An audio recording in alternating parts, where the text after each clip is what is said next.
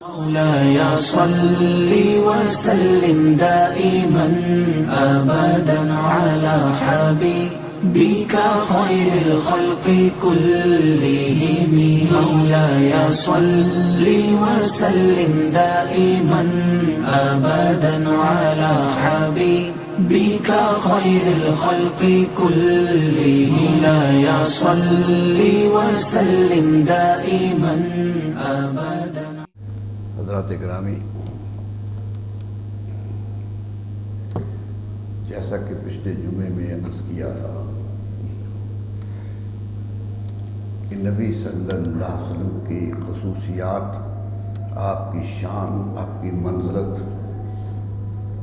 کے بارے میں جو کہا جاتا ہے کہ ہم کچھ کہتے ہیں، حقیقت یہ ہے کہ ہم اتنا کچھ نہیں کہہ رہے جتنا خود پروردگار نے کہا ہے۔ قدم قدم پر آیت آیت کے ساتھ ان کی تعریف ہے، ان کی منزلت ہے، ان کے آداب کا تذکرہ ہے، اور ہمیں سمجھایا جا رہا ہے کہ رسول محترم صلی اللہ علیہ وسلم جو ہم نے رسول بنا کے بھیجے ہیں ان کی شان کیا ہے۔ یہ بات یاد رکھ لیجئے، جتنے بھی بڑے لوگ دنیا میں آتے ہیں، جتنے بھی سربراہ آتے ہیں، لوگوں کے ہاں علمی ادبی طور پہ بڑے لوگ ہوتے ہیں، جب وہ کسی منصب پہ پہنچ جاتے ہیں تو ان کے کچھ آداب ہوتے ہیں، کچھ ان کے خاص طور پہ ان کے گرد دائرہ بنتا ہے کہ یہ ان کے القاب ہیں، یہ ان کے نام ہیں، یہ ان کا ادب ہے، اور اس طرح ان کے ساتھ سلوک کرنا ہے۔ یہ دنیا میں ہمیشہ ہوتا رہا ہے۔ لیکن ایک عجیب بات ہے کہ سب حکمران اپنے آداب خود بناتے ہیں۔ ہر بڑا آدمی اپنے ادب کے لیے خود چنے گا کہ کیا کیا میرا ادب ہے، میرا پروٹوکول کیا ہے، میری خصوصیات کیا ہیں۔ اگر ملک کا صدر ہے تو کیا خصوصیات اسے حاصل ہیں جو دوسرے کو حاصل نہیں ہیں، کیا اس کے خلاف ہو سکتا ہے، کیا نہیں ہو سکتا ہے، کہاں انہیں چیلنج کیا جا سکتا ہے، کہاں نہیں کیا جا سکتا۔ یہ ساری باتیں وہ خود بناتے ہیں، پارلیمنٹ سے پاس کرواتے ہیں۔ اسی طرح جو بڑے لوگ دنیا میں جتنے بھی آئے، پوری تاریخ انسانی آدم علیہ السلام سے گواہ ہے کہ جب بھی کوئی منصب بڑا ملا تو اس کے آداب مقرر ہوئے، لیکن وہ مقرر قوم نے کیے، سربراہ نے کیے، اور اپنے گرد ایک دائرہ احترام کا بنا۔ لیکن ایک وجود دنیا میں ایسا ہے جو نبی اکرم صلی اللہ علیہ وسلم کا، کہ جنہوں نے اپنے بارے میں کوئی ادب کا تقاضا کیا ہی نہیں، کسی سے یہ کہا نہیں کہ میرا یہ احترام کرو، کسی سے یہ نہیں کہا گیا کہ میں اتنا منصبدار ہوں تو میں نے میرے منصب کا خیال رکھو۔ جو کچھ کہا پروردگار نے کہا۔ جتنے بھی آداب سکھائے گئے کہ رسول اکرم کے جو آداب ہیں، تو رسول اکرم صلی اللہ علیہ وسلم تو قرآن مجید کہتا ہے کہ آپ نبی صلی اللہ علیہ وسلم کے گھر دعوت تھی، کھانے کے لیے کچھ لوگوں کو بلایا گیا، صحابہ کرام کھانے کے لیے آئے، کھانا ہوا، ایک محفل لگی۔ اس کے بعد جیسے عادت ہے لوگ باتیں کرنے لگ گئے، آپس میں گفتگو شروع ہو گئی اور لمبی ہوتی رہی، گفتگو لمبا عرصہ چلتی رہی۔ نبی صلی اللہ علیہ وسلم کا گھر ہے، گفتگو ہو رہی ہے، کھانا کھا چکے ہیں، جانے کو تیار نہیں ہے کہ وہ اچھی جگہ ملی ہوئی ہے، باتیں کر رہے ہیں۔ نبی صلی اللہ علیہ وسلم نے ایک جملہ نہیں کہا کہ چلے جاؤ، ایک مرتبہ ناپسندیدگی کا اظہار نہیں کیا کہ تم کیسے بیٹھے ہو۔ قرآن کی آیت اتری کہ لوگوں جو ایمان لائے ہو، جب نبی صلی اللہ علیہ وسلم کے گھر کسی دعوت پہ آ جاؤ تو کھا کر چلے جایا کرو، کیونکہ اس سے رسول اللہ کو تکلیف ہوتی ہے۔ یہ جملہ کہا قرآن نے کہ یہ تکلیف دیتا ہے تمہارا عمل رسول اللہ صلی اللہ علیہ وسلم کو، اور تمہارا کوئی عمل بھی رسول اللہ کے لیے تکلیف نہیں بننا چاہیے۔ تو دیکھیے بات تھی، آپ نے نہیں کہا، آپ برداشت کرتے چلے گئے، آپ ان کی بات مانتے رہے، لیکن قدرت کا حکم آ گیا کہ ایسا نہیں کرنا ہے۔ اسی طرح لوگ آتے تھے نبی صلی اللہ علیہ وسلم سے، جب بھی بیٹھے ہوتے تھے، گھر میں ہوتے تھے، دعوت دے دیتے تھے، باہر بلا لیتے تھے، باتیں کر لیتے تھے، مسائل پوچھ لیتے تھے۔ یہ بات بھی قدرت کو پسند نہیں آئی کہ میرے نبی صلی اللہ علیہ وسلم جو چاہے آ کے دروازہ کھٹکھٹا دے، جو چاہے بلا لے۔ تو حکم آ گیا کہ لوگوں جب نبی صلی اللہ علیہ وسلم کو سوال کرنے آؤ تو پہلے صدقہ دے کے آیا گا، صدقہ، اس کا صدقہ اتار کے آیا کرو کہ نبی صلی اللہ علیہ وسلم کے دربار میں جا رہے ہیں۔ تو اس سے اندازہ کیجئے کہ نبی صلی اللہ علیہ وسلم کے آداب کس نے۔ حقیقت یہ ہے، ایک پورا موضوع ہے یہ علماء کا کہ آداب کتنے سکھائے گئے، کس قدر آداب سکھائے گئے۔ ذرا بھی بات ہوئی تو حکم قرآن کا ہے۔ آج جو میں نے آیت پڑھی ہے یہ تو مسلسل حکم لے کر آئی ہے، یہ تو مسلسل آداب سکھا رہی ہے کہ مومنوں کو ادب رسول اللہ صلی اللہ علیہ وسلم کیسے کرنا چاہیے۔ دیکھیے محفل لگی ہو، نبی صلی اللہ علیہ وسلم کچھ بادشاہ بن کے نہیں بیٹھتے تھے، کوئی سربراہ بن کے نہیں بیٹھتے تھے، عام بیٹھ جاتے تھے۔ حتیٰ کہ صحابہ نے بعض اوقات کہا یا رسول اللہ باہر سے آدمی آ جاتا ہے، ہم سارے بیٹھے باتیں کر رہے ہوتے ہیں تو وہ کبھی پہچانتا نہیں ہے کہ رسول اللہ کون ہے۔ اس طرح گھل مل کے بیٹھے ہوتے ہیں کہ پہچانتا نہیں۔ کوئی شناخت ہونی چاہیے، کوئی شناخت ہونی چاہیے، پتہ چلنا چاہیے۔ یہی بات ہجرت کی رات ہوئی کہ نبی صلی اللہ علیہ وسلم صدیق اکبر کے ساتھ جا رہے ہیں، قافلے والے ملتے ہیں، لوگ راستے میں مل رہے تھے، ہجرت کی رات سفر تھا، تو وہ یہ نہیں دیکھ رہے تھے کہ رسول اللہ کون ہے اور صدیق اکبر کون ہے، بعض پہچان نہیں رہے تھے۔ جب بنو اسلم کا قبیلہ مسلمان ہوا، ایک قبیلہ تھا بہت بڑا، وہ آیا تھا رسول اللہ صلی اللہ علیہ وسلم کو پکڑنے کے لیے کہ انعام دینا ہے۔ 100 اونٹ انعام مقرر تھا، عرب کے ہاں 100 اونٹ ایک آدمی کو مل جائیں گے، یہ کام کر۔ بات تو یہ تھی کہ پکڑ کے لانا۔ وہ پیچھے پیچھے آئے، قبیلہ پورا مل کے آیا، بنو اسلم کا قبیلہ کہتے ہیں اسے عرب میں، صحرائی قبیلہ تھا، رہتا تھا صحراؤں میں۔ سن لیا کہ انعام ملنا ہے، آ گئے، نبی صلی اللہ علیہ وسلم کا پیچھا کیا، آخر قریب پہنچ گئے، بالکل قریب پہنچ گئے۔ حضرت صدیق اکبر نے فرمایا، عرض کیا کہ یا رسول اللہ قبیلہ پورا قریب آ گیا ہے، یہ تو قریب بہت قرب آ گیا ہے۔ حضرت صدیق اکبر رضی اللہ عنہ لگاتار گھبرائے ہوئے تھے کہ میرے نبی صلی اللہ علیہ وسلم کو کوئی تکلیف نہ پہنچ جائے۔ وہ لگا نبی صلی اللہ علیہ وسلم نے تسلی دیتے جاتے تھے، کوئی فکر نہ کر۔ غار میں بھی تسلی دی، باہر بھی تسلیاں دیتے تھے، اور وہ فکر کرتے تھے۔ اور یہ بھی یاد رکھ لیجئے، یہ بعض لوگ غلط بات کہتے ہیں کہ انہیں اپنا فکر تھا۔ قرآن نے ایک جملہ نہیں کہا کہ انہیں اپنا فکر تھا۔ قرآن کی پوری آیتیں پڑھ لیجئے۔ نبی صلی اللہ علیہ وسلم سے جب انہوں نے اظہار پریشانی کیا تو آپ نے کہا لا تحزن۔ حزن کہتے ہیں کسی کا غم کھانا، اپنا غم تو خوف ہوتا ہے، خوف اپنا غم ہوتا ہے اور حزن دوسرے کا غم ہوتا ہے۔ تو حضور نے فرمایا میرا غم نہ کھا۔ یہی جواب ہی یہ تھا کہ نہیں لا تحزن ان اللہ معنا، اللہ ہم دونوں کے ساتھ ہے، غم نہ کھا۔ یہ تسلی لگاتار تھی۔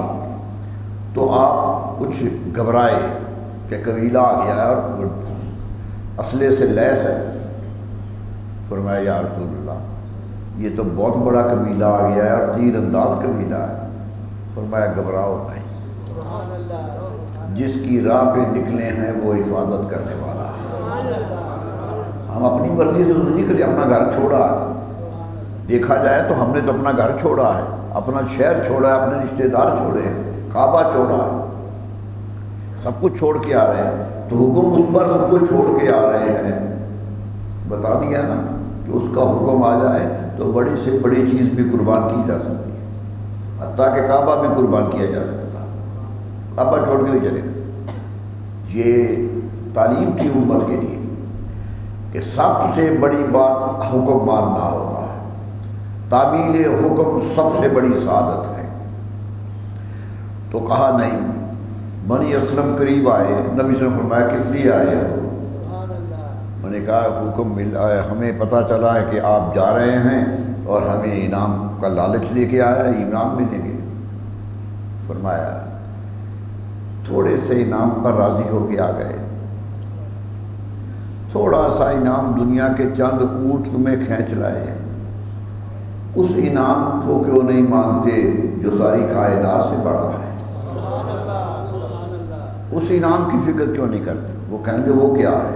آپ نے کچھ بتایا، وہ سارے کے سارے مسلمان ہو گئے، پورا قبیلہ مسلمان ہو گیا۔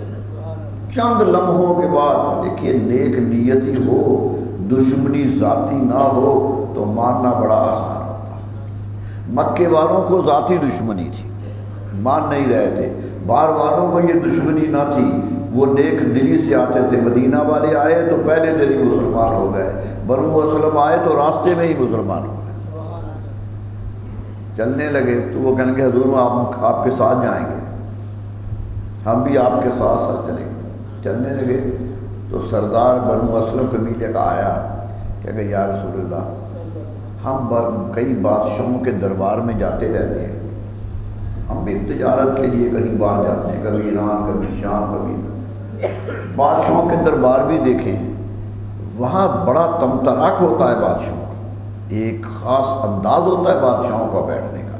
لوگ آتے ہوئے دیکھتے ہیں، ادھر ادھر لوگ سپا بیٹھی ہوتی ہے اور درمیان میں وہ اونچی مسند پہ ہوتا ہے، پتہ چلتا ہے کہ یہ سردار ہے۔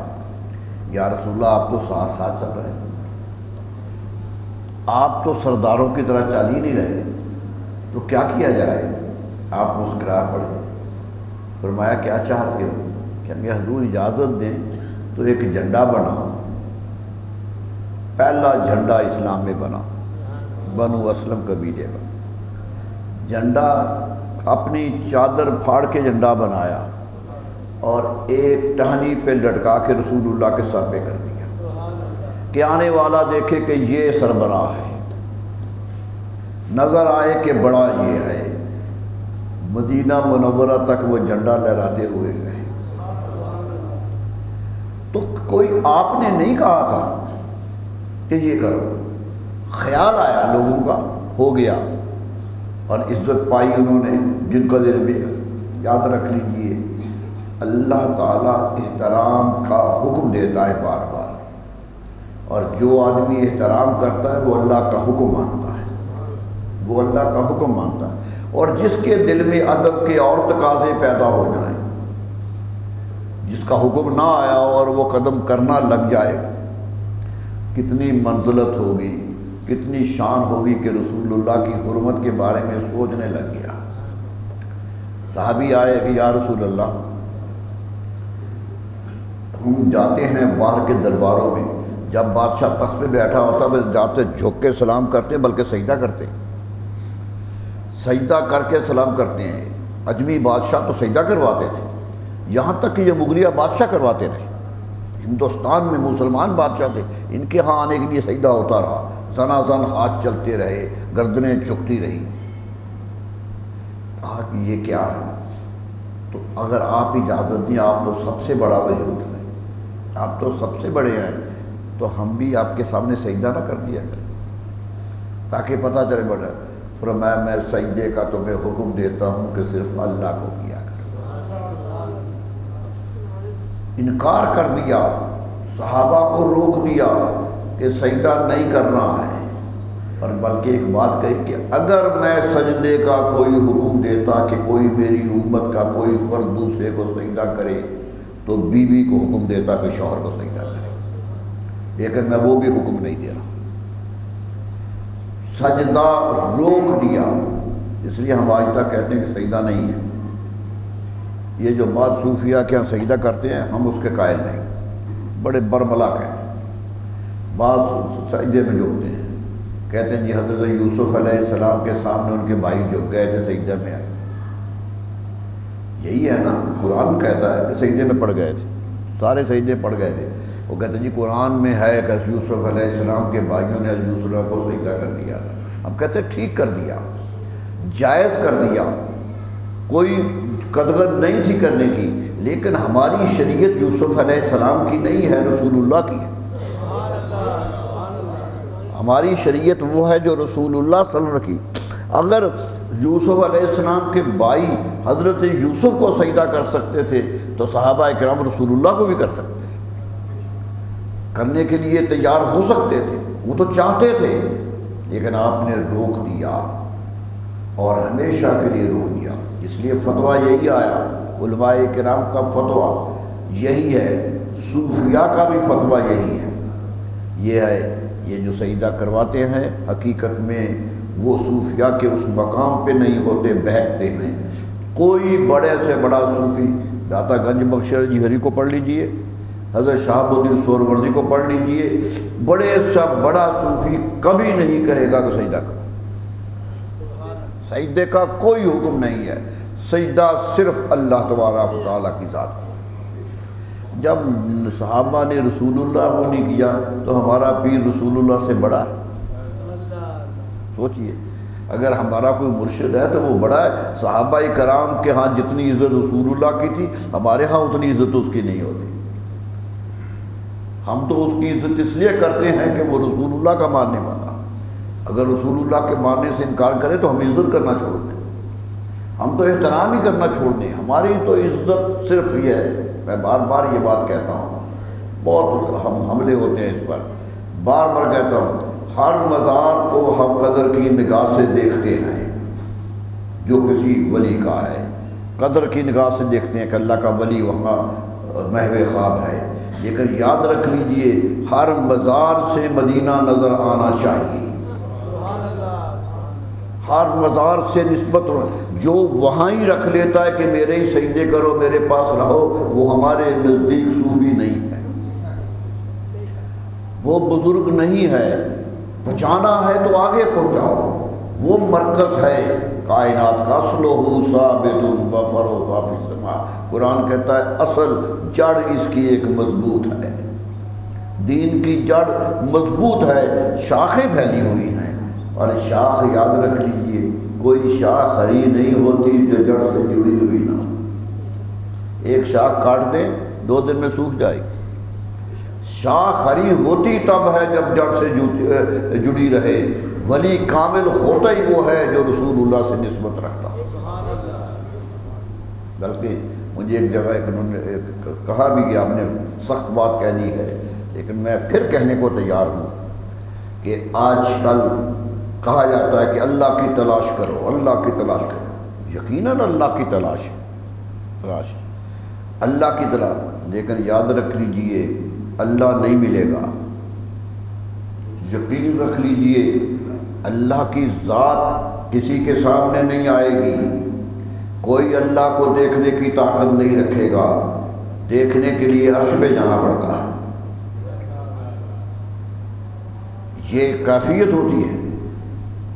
سب جگہ یہ یاد رکھیے کہ اللہ تعالیٰ کی ذات تک پہنچنا، ہمارا نصیب یہ ہے کہ ہم رسول اللہ تک پہنچ جائیں،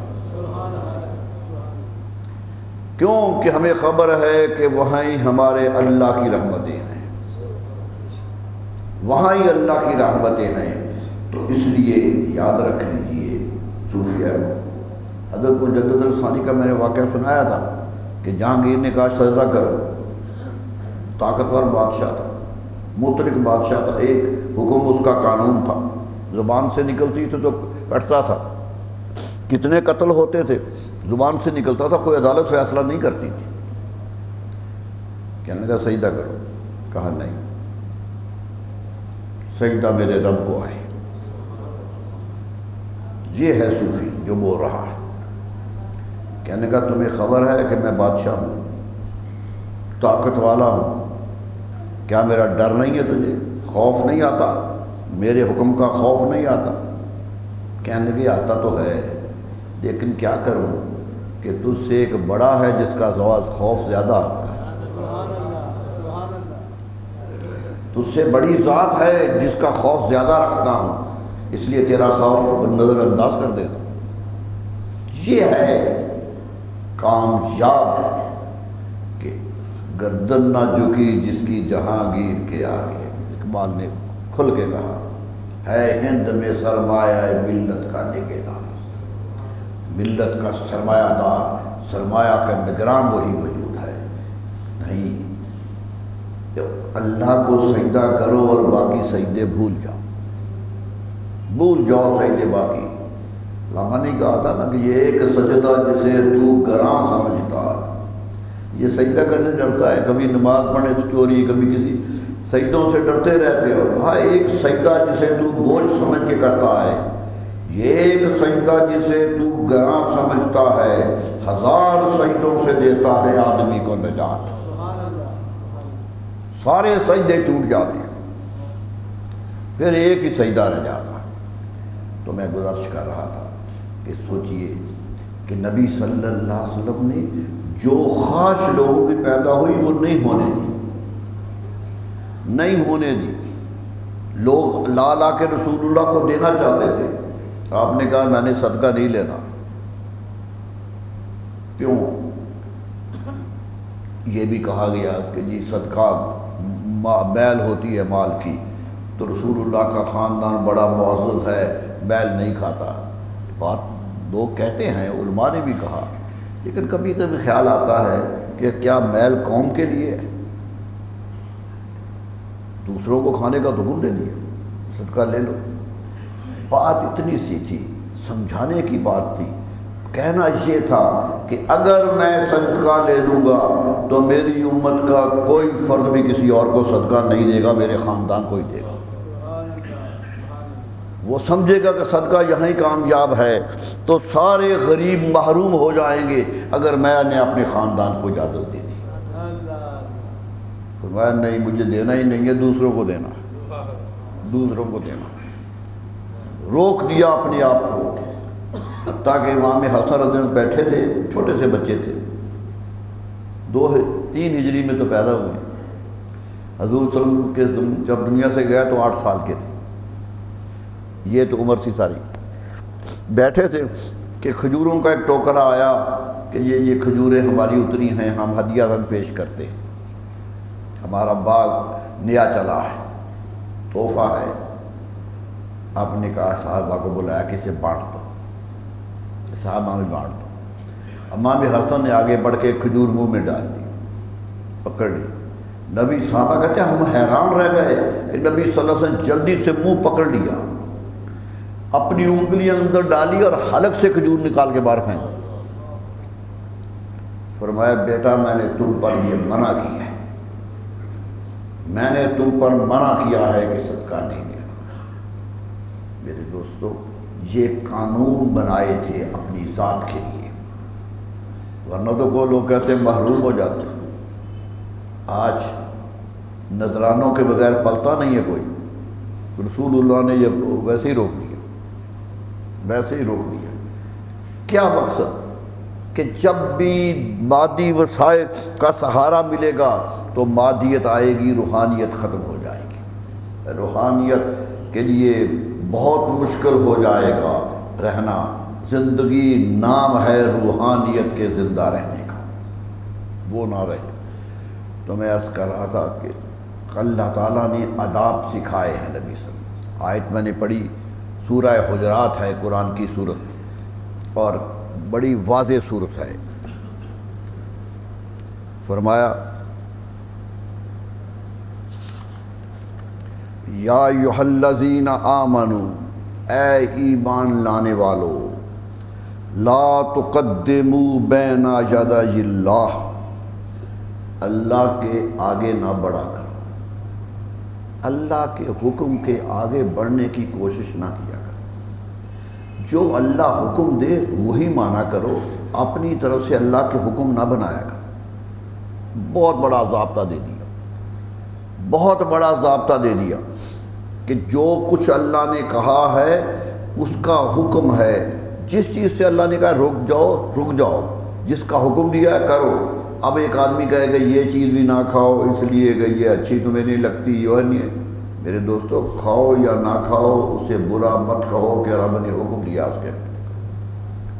حکم اللہ کا چلتا ہے حلال و حرام میں. نبی صلی اللہ علیہ وسلم فرماتے حلت و حرمت میں کسی کا حکم نہیں چلتا، اللہ کا حکم آتا ہے. اللہ کا حکم آتا ہے. اللہ تعالیٰ نے قرآن میں حدیث رسول اللہ صلی اللہ علیہ وسلم کی زبان پر اس کے احکام جاری کر دیے. کوئی عمل جو زیادہ ہے، زکوٰۃ 40واں حصہ ہے، آدمی سارا دے دے، لیکن قانون نافذ کیا جائے کہ 40 زیادہ دیے جائے، یہ بغاوت ہے. یہ اللہ کا قانون توڑنا ہے. اللہ نے جو اپنی مخلوق کی استطاعت سمجھتے ہوئے فیصلہ کیا. اللہ جانتا کہ میری مخلوق کتنا دے سکتی ہے، فیصلہ اللہ کا ہے. اس لیے کسی چیز کو کبھی نہ کہیے گا کہ یہ مجھے پسند نہیں ہے اس لیے بری ہے. پسند ہونا، بیمار ہو کوئی چیزیں نہیں کھائی جاتی، تکلیف ہو کوئی چیزیں منع کرتے کہ تم نہ کھاؤ، لیکن اس کی حرمت کا فیصلہ کرنا کبھی بھی مومن کے لیے جائز نہیں ہے. قرآن کہتا ہے اللہ کے آگے نہ بڑھو، جو اللہ حکم دیتا ہے وہی کرو. جس جگہ پر حکم دیا ہے، 5 نمازیں فرض کی ہیں، 6 نمازیں کی فرضیت کا حکم نہ دو. رسول اللہ صلی اللہ علیہ وسلم نے پڑھی ہیں، خاتم النبیین ہو کر نمازیں پڑھی ہیں، لیکن فرضیت کا حکم نہیں دیا فرضیت کا. حتیٰ کہ تراویح کی نماز پڑھائی، پہلے دن، دوسرے دن، تیسرے دن خود پڑھائی تراویح کی نماز. مسجد نبوی میں پڑھائی، پہلے دن کچھ لوگ تھے پڑھا دی، جتنے لوگ آتے ہوں گے مسجد میں پڑھا دی. بار پتہ چلا کہ تراویح کی نماز پڑھائی ہے، اگلے دن لوگ سارے اکٹھے ہو گیا کہ رسول اللہ صلی اللہ علیہ وسلم خود تراویح پڑھائی. تیسرے دن کہتے مسجد میں جگہ ہی نہیں رہی، اتنے لوگ آ گئے، سارے آ گئے. چوتھے دن نبی صلی اللہ علیہ وسلم آئے نہیں، نماز پڑھائی گھر چلے گئے، تراویح نہیں پڑھائی. صحابہ انتظار میں بیٹھے کہ گھر چلے گئے، آ جائیں گے پڑھائیں گے. آپ نہیں آئے، فجر ہو گئی نہیں آئے. صحابہ نے کہا یا رسول اللہ ہم انتظار میں رہے. فرمایا میں نے تمہارا شوق دیکھ لیا تھا، تمہیں شوق پیدا ہو گیا کہ نبی صلی اللہ علیہ وسلم پڑھا رہے ہیں پڑھے. مجھے شک پڑ گیا تھا کہ تمہارا شوق اتنا بڑھ جائے گا کہ میرا رب اس بات راضی ہو جائے گا اور فرض کر دے گا. میں اپنی امت کی کمزوری دیکھ کر فرض کرنا نہیں چاہتا، میں نہیں چاہتا تھا کہ یہ فرض ہو جائے. سوچ لیجئے، یہ نہیں کہا کہ میں نہیں کرنا چاہتا تھا، میں رب کا حکم، مجھے خدشہ ہو گیا تھا کہ رب کہے گا کب تم پڑھتے ہو پڑھو، تو میں نے کہا رک جاؤں. یہ بات جنگ بدر میں نبی صلی اللہ علیہ وسلم نے روزہ رکھا ہوا تھا. کئی سامنے جو روزہ فرض نہیں تھا، روزہ فرض نہیں تھا، جنگ کرنے آئے تھے، روزہ رکھتے تھے، عادتاً رکھتے تھے. اتنے لوگوں نے روزہ رکھ کے آیا کہ شوال ہوا، روزے ختم ہوئے، شوال میں حکم آ گیا کہ مسلمانوں رمضان کے روزے رکھا کرو، حکم آ گیا. اسی سے آپ نے بچنے کی کوشش کی، نہ آئے. تو معلوم ہوا کہ رسول اللہ صلی اللہ علیہ وسلم اب خاتم النبیین ہوتے ہوئے، رحمت عالمین ہوتے ہوئے بھی اللہ کے حکم کے آگے بڑھنے کی کوشش نہیں کرتے. اس لیے کسی کو جائز نہیں ہے کہ رب کے حکم سے آگے بڑھے. قرآن کہتا ہے لا تقدموا، آگے نہ بڑھو، جو حکم ملتا ہے اس پر عمل کرو جتنا اور دوسری آیت کہی وَرَسُولِهِ، اور اللہ کے رسول سے بھی آگے نہ بڑھو. اللہ سے آگے نہ بڑھو، اللہ کے رسول سے آگے نہ بڑھو. جو حکم رسول اللہ دیتے ہیں اسی کو مان لو، اپنے حکم نافذ نہ کرو. یہاں تک صحابہ کی عادت تھی کہ کوئی بات کر رہے ہوتے دنیا داری کی، کوئی آیا کہتا تھا رسول اللہ کا تو یہ نے تو یوں کیا تھا، تو صحابی چھوڑ دیتے تھے، کہتے تھے رسول اللہ نے جیسے کیا وہی کرتے. قرآن کہتا ہے ما آتاکم الرسول فخذوہ، جو تمہیں رسول دے وہ لے لیا کرو. وما نہاکم عنہ فانتہوا، اور جس سے رسول اللہ روکا کرے رک جایا کرو. اب حکم دینا اور حکم سے روکنا یہ رسول اللہ کا منصب ہے، یہ منصب رسالت ہے کہ یہ کام کرنا ہے تمہیں، یہ نہیں کرنا ہے۔ نمازیں قرآن نے تو کبھی نہیں کہا کہ نماز مغرب کی 3 پڑھو، قرآن میں تو کوئی حکم نہیں آیا، رسول اللہ نے پڑھی۔ فجر کی 2 پڑھو، رسول اللہ نے پڑھی۔ آج کوئی کہے کہ 2 رکعت نماز پڑھنا تو بڑا ثواب ہے، میں 2 کی بجائے 6 پڑھ لیتا ہوں، 4 پڑھ لیتا ہوں، تو نماز نہیں ہوگی فجر کی۔ فجر کی نماز نہیں ہوگی جب تک رسول اللہ کے حکم کے مطابق نہ پڑھی جائے گی۔ یہ قانون ہے جو اسلام دے رہا ہے امت کو کہ اللہ اور اس کے رسول کے حکم سے آگے نہ بڑھا کرو، دیکھا کرو میرے رب کا حکم قرآن میں کیا آیا ہے اور میرے رسول کا حکم حدیث میں کیا ہے، اسی پر عمل کرنے کی کوشش کیا کرو، آگے نہ بڑھا کرو، کبھی کوشش نہ کیا کرو۔ یہی علماء کرتے تھے۔ دیکھیے ہمارے ہاں کہتے ہیں جی 4 فقہیں بن گئی، وہ ہو گیا، یہ بہت اختلاف کے مسائل بنتے ہیں۔ حقیقت یہ ہے کہ ائمہ فقہ نے حکم کوئی نہیں دیا، حدیث سے استنباط کیا کہ اس حدیث کا مطلب یہ ہے، استنباط حدیث میں فرق آیا ہے، حکم میں فرق نہیں آیا۔ اور جب ایک حدیث کسی نے پڑھی ہے اور دوسرے نے سن لی ہے اور وہ معتبر نظر آئی ہے تو اپنا عمل چھوڑ دیا، یہ بھی بسا اوقات پیش آیا۔ مقصود ہوا کہ وہ بھی سمجھتے تھے کہ رسول اللہ کا حکم ہی ماننا ہے۔ فقہ اصل میں قوم کی آسانی کے لیے مسائل کا استنباط ہے کہ ہر آدمی حدیث کے پورا مجموعہ پڑھ نہیں سکتا اور اس میں سے سب کو جوڑ کر بحث کر کے مسائل نکال نہیں سکتا، اس لیے نکال کے قوم کو دے دیا گئے۔ یہ قوم کی سہولت ہے، قوم کی سہولت کے لیے دے دیا گیا کہ جو خود نہیں قرآن پڑھ سکتا، حدیث نہیں پڑھ سکتا، وہ کیسے عمل کرے گا قرآن و حدیث پر؟ بتایا کہ یوں عمل کر۔ یہ لیکن آج بھی ہم کہتے ہیں جو خود عمل کر سکتا ہے، پڑھ سکتا ہے، اسے پڑھنا چاہیے، اسے قرآن و حدیث دیکھنا چاہیے کہ ائمہ کا حکم آیا کہاں سے ہے، وہ کہاں سے حکم دیتے ہیں۔ کوئی امام ایسا حکم نہیں دیتا جو حدیث کے خلاف ہو یا حدیث میں نہ آیا ہو، اور اگر کہیں ان سے ہو گیا ہے تو انہوں نے واپس لیا ہے اپنا۔ تو بات قرآن کہتا ہے اللہ اور اس کے رسول سے آگے نہ بڑھو، واتقوا اللہ، اللہ سے ڈرتے رہو۔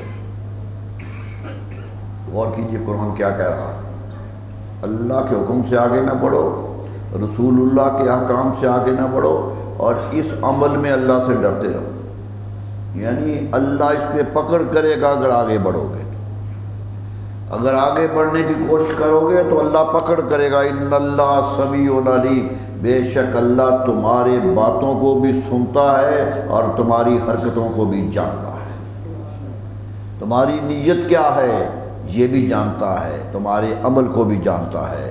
یا ایھا الذین آمنوا، اب حکم آ گئے، پہلے جنرل حکم دے دیا کہ رسول اللہ کو مانو اور اللہ کا حکم مانو، اور فرمایا اے ایمان والو لا ترفعوا اصواتکم فوق صوت النبی، اے ایمان لانے والو رسول اللہ کی آواز سے اپنی آواز اونچی نہ کرو۔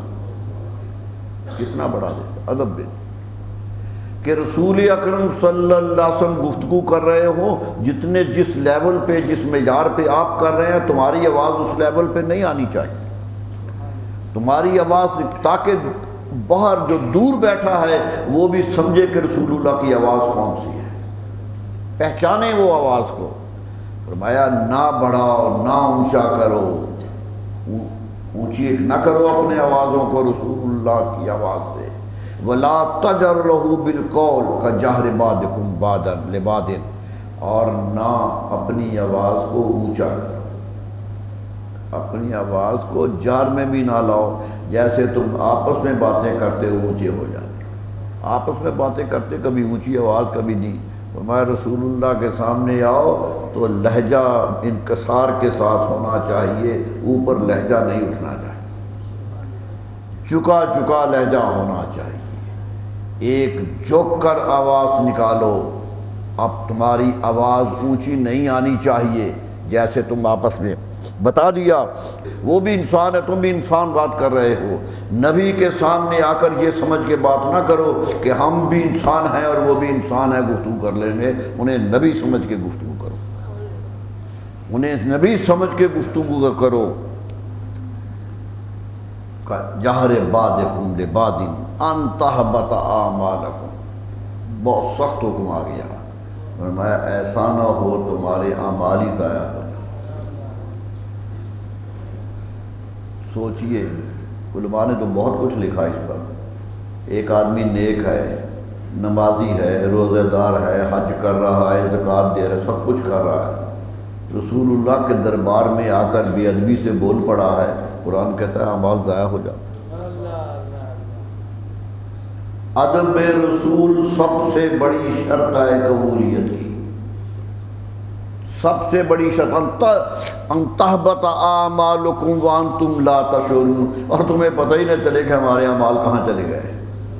تم تو سمجھو میں نمازیں پڑھ کے آیا، تم تو سمجھو میں نیکیاں کر کے آیا ہوں، اور وہاں کوئی نیکی گنی نہ جائے، کیوں کہ رسول اللہ کے دربار کی حرمت کا احساس نہیں رہا۔ دربار کی حرمت کا احساس کرو، آواز اونچی نہیں اٹھنی چاہیے۔ صحابہ کرام کیا کرتے تھے؟ آہستہ بولتے تھے، جھک کے بولتے تھے، اور بڑی بات یہ ہے کہ سامنے کوئی حرکت بھی ایسی نہیں کرتے تھے۔ حدیث میں آتا ہے صحابہ جب بیٹھے ہوتے تھے سارے، پوری مسجد نبی بھری ہوتی، رسول اللہ تقریر کر رہے ہوتے تھے، یوں بیٹھے ہوتے تھے کہ سانس کی آواز بھی نہیں آتی تھی، سانس بھی روک کے بیٹھتے تھے۔ فرمایا کأن علی رؤوسہم الطیور، یوں محسوس ہوتا تھا کہ ان کے سروں پہ پرندے بیٹھے ہیں، ہلیں گے تو اڑ جائیں گے، اس طرح ادب سے بیٹھتے تھے۔ ان الذین یغضون اصواتهم عند رسول اللہ اولئک الذین امتحن اللہ قلوبهم للتقوی۔ اگلی آیت نے واضح کر دیا، فرمایا وہ لوگ جو اپنی آوازوں کو نیچی رکھتے ہیں رسول اللہ کے پاس آ کر، کتنے اونچے بولنے والے ہوں، رسول اللہ کے پاس آئے تو آواز دھیمی ہو جاتی ہے۔ فرمایا یہی وہ لوگ ہیں جن کے دلوں کو اللہ نے تقویٰ کے لیے آزما لیا، یہی متقی لوگ ہیں، تقویٰ انہی کے اندر ہے جو رسول اللہ کے دربار میں آ کر آوازوں کو دھیمی کر لیتے ہیں، ادب کا تقاضا پورا کرتے ہیں۔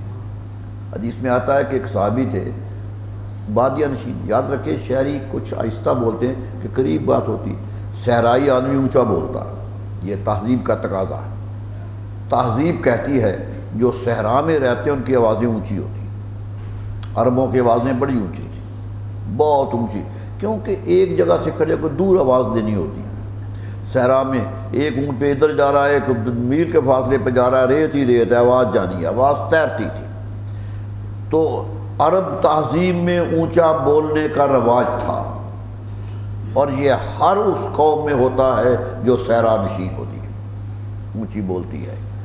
تو عربوں کی عادتاً فطرتاً اونچا بولنی تھی۔ رسول اللہ کے دربار میں بادیہ نشین لوگ صحرا کے آتے تھے تو اونچی باتیں کرتے تھے۔ قرآن کا حکم آ گیا کہ وہ لوگ جو نیچے آوازیں رکھتے ہیں تقویٰ انہی کا ہے، ہم نے تو تقویٰ انہی کا آزمایا۔ الفاظ آتے ہیں حدیث میں کہ ایک صحابی رسول اللہ کے دربار میں آنا ہی ہٹ گئے، آ ہی نہیں رہتے۔ آپ نے پوچھا وہ کیوں نہیں آتا، کہاں ہے؟ پوچھ لیا، کہنے کہ حضور روتا ہی رہتا ہے، گھر بیٹھا روتا ہی رہتا ہے۔ فرمایا بلاؤ، کیا ہوتا ہے؟ صحابہ گئے کہ رسول اللہ صلی اللہ علیہ وسلم بلا رہے ہیں۔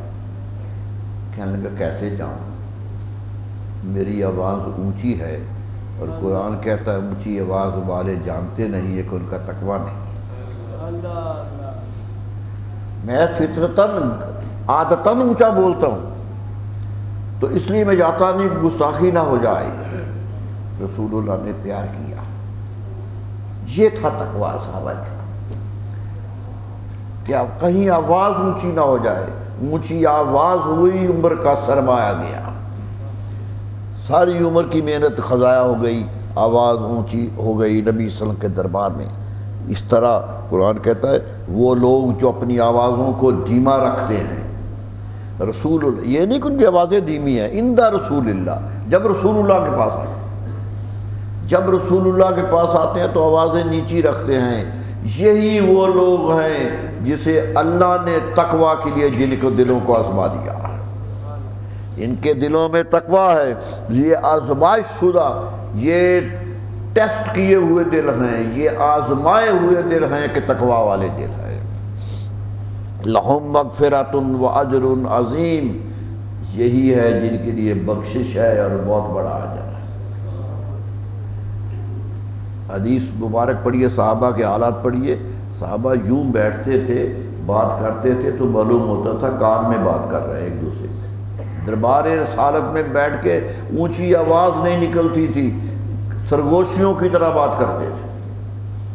قرآن نے کہا یہ ہے تقوی والے، یہ ہیں پرہیزگاری والے، ان کے دل میں تقوی ہے، ان کے اندر پرہیزگاری ہے۔ لیکن ان الذین ینادونک من وراء الحجرات اکثرهم لا یعقلون، وہ لوگ جو آپ کے حجروں کے باہر کھڑے ہو کر آپ کو آوازیں دیتے ہیں، ان میں سے اکثر عقل مند نہیں ہے۔ ایسا ہوا کیا تھا، صحرائی لوگ آئے، صحرا سے آئے تھے، سنا تھا اسلام آیا، مسلمان ہونے آئے، اسلام قبول کر لیا، تو وہی صحرائی لہجہ، صحرائی گفتگو، رسول اللہ سے ملنے آئے تو رسول اللہ صلی اللہ علیہ وسلم گھر پہ نہیں تھے، باہر نہیں تھے، دروازے پہ کھڑے ہو گئے، آواز دینے لگے کہ اخرج یا محمد صلی اللہ، رسول اللہ باہر آئیے، ہم نے آپ سے بات کرنی ہے۔ باہر نکلیے، اونچی اونچی باتیں دینے لگ گئے۔ میرے دوستوں کو اللہ کو یہ بھی پسند نہیں آیا۔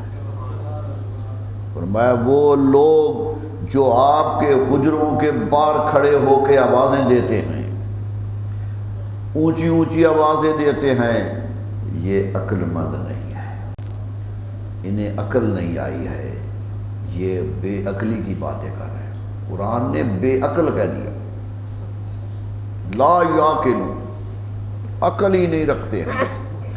کیا کرنا چاہیے تھا انہیں؟ بلو انہم صبروا، اگر یہ لوگ صبر کرتے، باہر آ کے بیٹھ جاتے، حتیٰ یخرج الیہ، حتیٰ تخرج الیہم، حتیٰ کہ آپ خود گھر سے نکل کے ان کے پاس آتے، آواز نہ دیتے، آ کر باہر انتظار میں بیٹھ جاتے، حتیٰ کہ آپ نکل کے ان کے پاس آتے، لکان خیر لہم، یہ ان کے لیے بہتر تھا۔ ادب سکھا دیا کہ باہر بیٹھ جاؤ، آ کر انتظار کرو نبی صلی اللہ علیہ وسلم کا، وہ آئے تو بات کر لو، آوازیں دے کے نہیں، آپ کے آرام میں دخل اندازی کر کے نہیں۔ فرمایا وہ آتے تو آواز دیتے تھے، لکان خیر لہم، یہ تمہارے لیے، ان کے لیے بہتر تھا، واللہ غفور الرحیم، اللہ بخشنے والا اور رحم کرنے والا ہے۔ کیونکہ یہ کام ان سے ہو گیا ہے، دانستہ طور پہ نہیں ہوا، نادانستہ ہو گیا ہے، جانتے نہیں تھے آداب کو، ہو گیا ہے۔ فرمایا اللہ بخشنے والا ہے، جو کچھ ہو گیا ہے، لیکن آئندہ یہ تقاضا ہے، آئندہ یہ تقاضا ہے، اگر غلطی سے ہو گیا ہے، آداب رسالت کی خبر نہیں تھی، ہو گیا ہے، تو اللہ معاف کرنے والا ہے، رحم کرنے والا ہے، لیکن اب احتیاط کرو کہ نبی صلی اللہ علیہ وسلم خود آئیں۔ اس لیے صحابہ پھر حضور کو آواز نہیں دیتے تھے، آواز نہیں دیتے، دروازہ کھٹکھٹاتے نہیں تھے، بیٹھے رہتے تھے کہ جب بھی نبی صلی اللہ علیہ وسلم آئیں گے تو بات کر لیں گے۔ یہ ادب کے تقاضے، اور یہی بڑوں کے تقاضے ہونے چاہیے، آج بھی ہونا چاہیے یہ تقاضا۔ اگر کسی بزرگ کے پاس گئے، وہ بڑا ہے، تو دروازہ پر دھکے مار کے، دروازہ توڑ کے کہنا کہ بات سنو، یہ آج بھی ادب کے خلاف ہے۔ آج بھی ادب کا تقاضا یہی ہے کہ انتظار کرو، یا کسی طریق سے پیغام پہنچانے کی کوشش کرو، ایسے طریق سے جو ادب کا طریق ہو۔ یا ایھا الذین آمنوا، یہ اب نیا مضمون شروع ہو گیا۔ دیکھیے جتنی میں نے آیت پڑھی، اس میں ایک ایک حکم دیا نبی صلی اللہ علیہ وسلم نے کہ کس طرح نبی صلی اللہ علیہ وسلم کے آداب کا خیال رکھنا ہے۔ آداب کا خیال کرنا مومن کی شرائط میں سے ہے، ایمان کا تقاضا ہے۔ کبھی ان کی ذات سے کسی کو بڑا نہ جانو، تقاضا ایمان ہے۔ کوئی بڑا نہیں ہے، سب سے بڑا۔ یہ علیحدہ بات ہے کہ آپ کا انکسار یہ ہے کہ آپ کہتے ہیں مجھے یونس بن متیٰ پہ فضیلت نہ دو۔ خود فرمایا حضرت یونس صلی اللہ علیہ وسلم کا لوگ ذکر کرتے تھے کہ وہ تو نعوذ باللہ بھاگ گئے، عذاب آنے والا تھا، مچھلی کے پیٹ میں چلے گئے، یعنی کچھ تحقیر سے باتیں کرتے تھے۔ آپ نے روکا کہ نہیں، نبی ہیں، نبی کی گفتگو کرتے ہوئے تمہاری زبان میں ادب آنا چاہیے، ادب کے تقاضے ہونے چاہیے، کوئی نبی ہو۔ اور وہ یہ کرتے ہوئے کہتے کہ نبی صلی اللہ علیہ وسلم کا تو تقاضا یہ ہے۔ فرمایا نبی صلی اللہ علیہ وسلم کے تقاضے یوں نہ پورے کرو کہ ان کی شان گھٹا کر اب اس میں شان بیان کرو۔ فرمایا خود ممبر پہ کھڑے ہو کے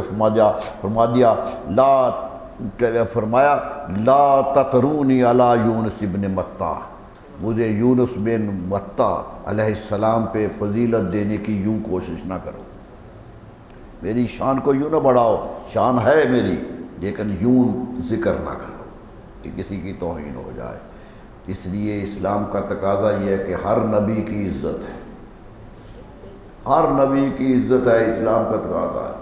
1,24,000 نبی ہمارے لیے قابل احترام ہے، لیکن یہ بھی بات یاد رکھیے جو نبی ہے وہ قابل احترام ہے، جو نبی نہیں ہے اور دعوی نبوت کرتا ہے وہ لائق تردید ہے۔ یہ بھی ذہن میں رکھ لیجیے۔ جس طرح نبی کو نام ماننا ایمان سے خارج ہونا ہے، اسی طرح غیر نبی کو نبی ماننا بھی ایمان سے خارج ہونا ہے۔ نبوت ہماری پسند سے نہیں ملتی، ہماری خواہشات سے نہیں ملتی۔ جسے رب نبی بنائے اور ہمیں اتنے نبی پتہ ہے جیسے اللہ تعالیٰ نے بتا دیے یا رسول اللہ صلی اللہ علیہ وسلم نے بتا دی۔ اس لیے ہمارا ایمان یہ ہے کہ میں پہلے بھی ایک دفعہ کہہ چکا ہوں، ہمارا ایمان یہ ہے کہ سب نبیوں پر ایمان لاتے ہیں۔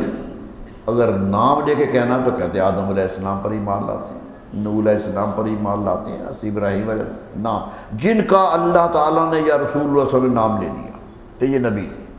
جن کا نام نہیں لیا ان کا نام لے کے نبوت کا اعلان نہ کیجیے، کیونکہ اگر وہ نبی ہیں تو آپ کا بیان سچا ہوگا، اگر نہیں ہے تو یہ کفر ہو جائے گا۔ اس لیے کہیے جتنے بھی اللہ کے نبی تھے ہمیں ایمان لائیں۔ ہمارے ہاں ہندوستان میں مسائل ہیں، ہندوستان میں ہندوؤں کے جو بڑے بڑے لوگ تھے، ہم قریب رہے، ہمسائیگی رہی، ایک محلے میں رہے، ان کی باتیں سنتے رہے، رام چندر ہو، کرشن ہو، اس کا ذکر کرتے رہے، اس پر بھی بڑے مسلمانوں نے نظمیں بھی لکھی، بہت کچھ لکھتے رہے، واقعات بھی۔ ٹھیک ہے، ان کی نیکی اگر وہ نظر آتی ہے تو اظہار کیجئے، لیکن نبوت کا اعلان نہ کیجیے، نبوت کا اعلان نہ کیجیے۔ مہاتما بدھ کتنا بڑا وجود کیوں نہ ہو، ہم اسے نبی نہیں مانتے ہیں۔ اگر نبی ہے تو ہم کہتے ہیں ہم سب نبیوں پر ایمان لائیں، نام لے کر نہیں کہتے۔ کیوں کہ ان کا نام کسی کتاب، کسی صحیفہ، کسی ارشاد نبوی میں نہیں آیا۔ یہ بات ذہن میں رکھ لیجیے گا۔ اسی طرح ایمان جانا چاہیے۔ دوسری بات یہ جو ہمارے ایمان کا حصہ ہے کہ کوئی نبی کے بارے میں گفتگو کرتے ہوئے توہین کا لہجہ نہیں آنا چاہیے۔ ہر نبی کا احترام ہم پر فرض ہے، صرف اپنے نبی صلی اللہ علیہ وسلم کا احترام نہیں، سب کا احترام۔ حضرت نوح علیہ السلام کا احترام بھی فرض ہے، آدم علیہ السلام کا بھی احترام فرض ہے۔ ہم بڑے بے باک ہو جاتے ہیں تو آدم علیہ السلام کے کہتے ہیں جی غلطی کر لی تھی، ہم بھی کر لیں۔ کوئی غلطی ہو جائے نا جوان سے، کہیں کہ کیوں کرتے ہو؟ ہم نے تو یونیورسٹی میں یہی دیکھا کہ کسی جوان سے کہے کہ کیوں غلطی کر لی، چلو یہ ہو گئی، بابا آدم سے بھی ہو گئی تھی۔ یہ بہت توہین انگیز لہجہ ہے، بہت خطرناک لہجہ ہے۔ میں انہیں کہا کرتا ہوں کہ تمہارا باپ غلطی کرے تو کھڑے ہو کے چوک میں کہو گے غلطی کری؟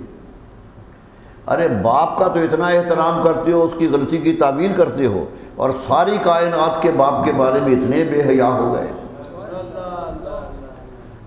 ساری کائنات کا باپ ہے، رسول اللہ صلی اللہ علیہ وسلم آدم علیہ السلام کی نسل ہی سے تو آئے تھے. تو پھر سوچئے احترام فرض ہے. تو میرے دوستو مومن کا کام ادب ہے، احترام ہے، نبیوں کا ادب آداب خیال رکھیے گا. اللہ تعالی ہمیں آداب نبوت سمجھنے کی اور اس پر عمل کرنے کی توفیق عطا فرمائے. زبان باغی نہ ہو کسی شکل میں بھی، ورنہ بہت خطرناک موجود ہے. اللہ تعالیٰ ایسے خطرناک لہجوں سے بچائے. مولاي صل وسلم دائما أبدا على حبيبك خير الخلق كلهم. مولاي صل وسلم دائما أبدا على حبيبك خير الخلق كلهم. مولاي صل وسلم دائما أبدا